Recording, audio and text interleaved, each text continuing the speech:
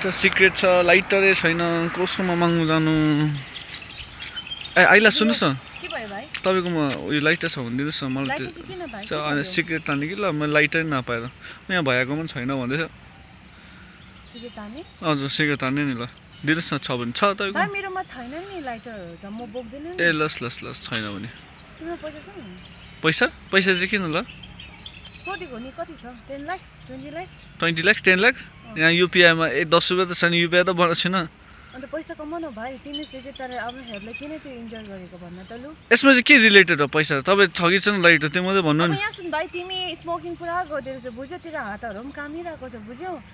तिमीले भोलि पर्सि हस्पिटलाइज भयो भने तिम्रो त्यो पैसा कति आम्बो कहाँसम्म चलिदिएको दिदी छ्या छोडिदिनु एउटा लाइटर त उयो मात्रै माग्दिएको छ भने छ छैन भने छैन भन्नु नि मैले हुनु त तिमी त ए यो दिदी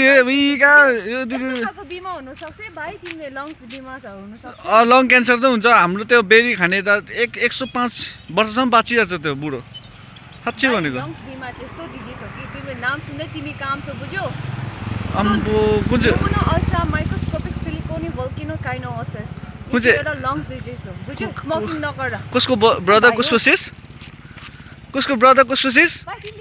ए ल हाम्रो त्यहाँ बाजे चाहिँ छ ल 105 सम्म बेरी तान्ने